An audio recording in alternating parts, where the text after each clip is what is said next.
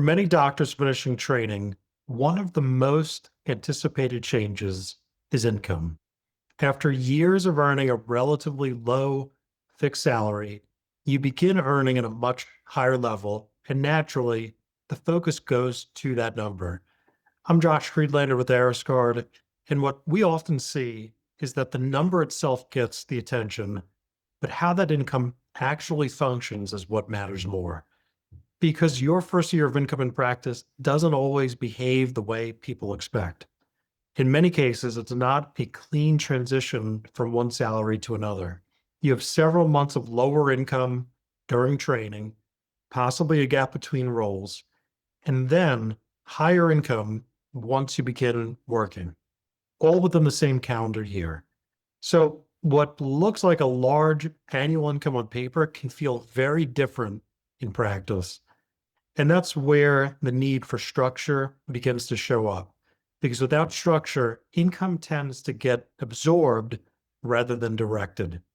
Housing decisions expand, spending adjusts very quickly, and savings often becomes whatever is left over. But the more important issue isn't spending, it's that income starts to take shape without intention. And once that structure forms, it tends to persist. There's also an interaction here that often gets missed. Your income affects your taxes. Taxes influence your net cash flow. And your cash flow determines what feels affordable from a lifestyle standpoint. So if income increases and spending adjusts before there's clarity on taxes or structure, it can create a situation where things feel tighter than expected, even at a higher income level. So that's where many doctors feel a disconnect. They're earning more, but it doesn't feel as flexible as they thought it would.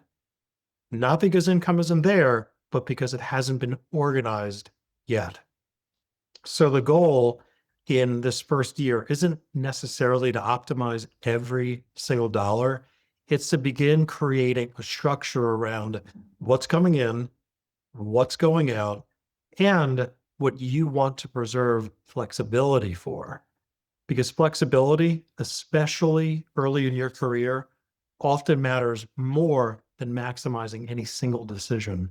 So that might mean being more measured with housing decisions early on, or setting a baseline savings approach before expanding your lifestyle, or simply taking the time to understand what your income actually looks like after taxes and other commitments.